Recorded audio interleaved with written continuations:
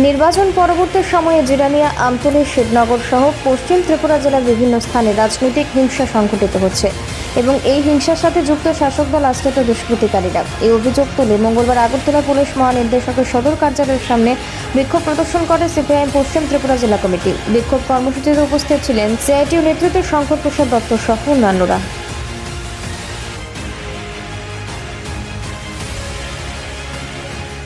চলছে আপনারা জেনে অবাক হবেন, প্রাক্তন বিধায়ক, সিপিএম এর নেতা, এই রাজ্যের বিশিষ্ট সাহিত্যিক লেখক নকুল দাস, তার বাড়ির পাশে একটা স্কুল আছে, সেই স্কুলের মধ্যে ইট পাটকেল মদের বোতল নিয়ে তার বাড়িতে ঢুকে, এই স্কুলে ঢুকে হামলা করেছে।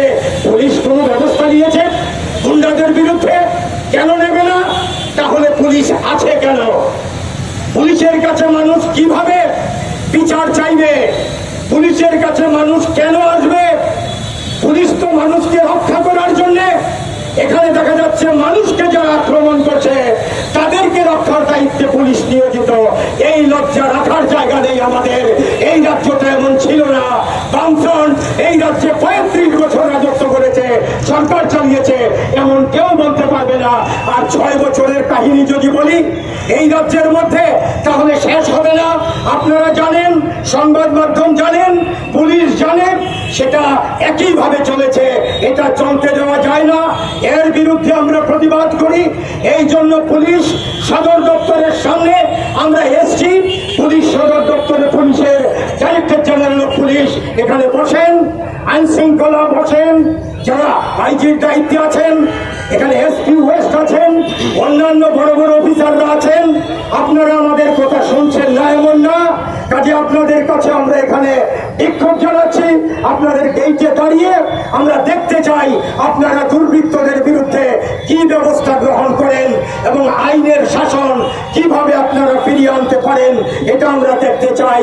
যদি এটা না করেন তাহলে আমাদের লড়াই আমরা চালাবো, গণতান্ত্রিক পদ্ধতিতে আমাদের লড়াই চলবে।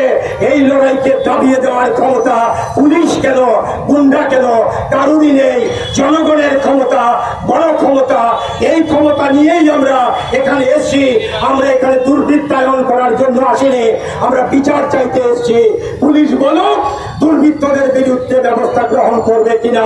যদি না করেন তাহলে আমরা আমাদের আন্দোলন অব্যাহত রাখবো।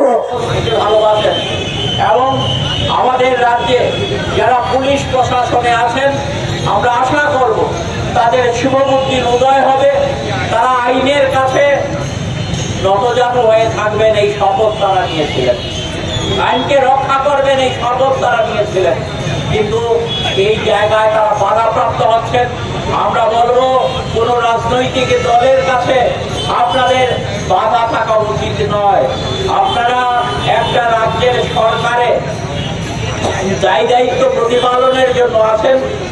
আপনাদের শুভবুদ্ধির জন্য আমরা অপেক্ষা করব। এখনো আমাদের 5 জন প্রতিনিধিকে এসপি ডাকিয়েছেন কথা বলার জন্য।